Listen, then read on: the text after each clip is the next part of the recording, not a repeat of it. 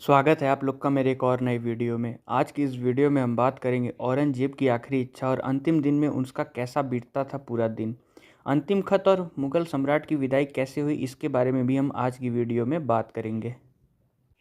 कभी भारत का सबसे ताकतवर बादशाह, जिसकी तलवार के आगे बड़े बड़े राजा झुकते थे, जिसके नाम से पूरा हिंदुस्तान कांपता था, आज हम बात कर रहे हैं मुगल सम्राट औरंगजेब की।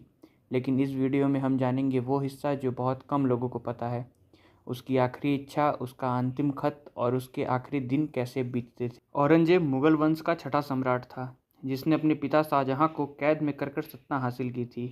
एक ऐसा शासक जो धर्म के लिए कट्टर था, जिसने हिंदुस्तान पर लगभग 50 साल राज किया, लेकिन अंत में वह खुद अपने कर्मों की कैद में बन चुका था। 1706 से लेकर 1707 के बीच में औरंगजेब की उम्र लगभग 88 वर्ष हो चुकी थी। उसका शरीर कमज़ोर हो चुका था और मन से वो टूट चुका था। वो दक्षिण भारत के अहमदनगर, जो कि अब महाराष्ट्र में था, जहां उसका स्वास्थ्य बिगड़ता गया। इतिहासकार बताते हैं कि उन अंतिम दिनों में औरंगजेब बार बार कुरान पढ़ता था और अपने किए गए फैसलों पर सोचता रहता था। उसने अपने बेटे को एक अंतिम खत लिखा। उसमें लिखा गया था, मैंने 90 वर्ष तक दुनिया में राज किया, लेकिन अब मेरे पास कुछ भी नहीं बचा, ना धन ना वैभव, सिर्फ कुछ सफ़ेद कपड़े और खुदाई डर। मेरी कब्र पर कोई मकबरा मत बनवाना, मुझे सादे कपड़ों में दफनाया जाए।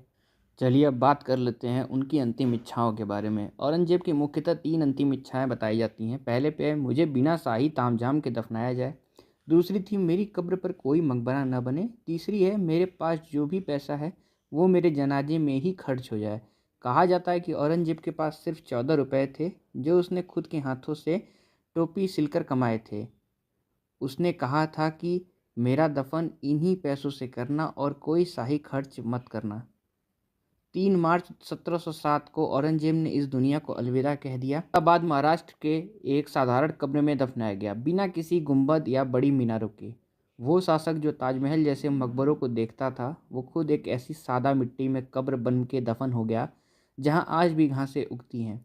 शायद यह इतिहास का सबसे बड़ा सबक है कि चाहे इंसान कितना भी ताकतवर क्यों न हो, अंत में साथ जाता है तो उसके सिर्फ कर्म। औरंगजेब की आखिरी इच्छा बताती है कि वो अंत तक एक इंसान ही था, जो डरता था, पछताता था और सच्चाई को स्वीकार कर चुका था।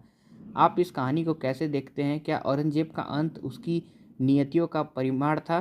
कमेंट में अपनी राय जरूर बताइए और ऐसे ही ऐतिहासिक वीडियो के लिए चैनल को सब्सक्राइब करना ना भूलें।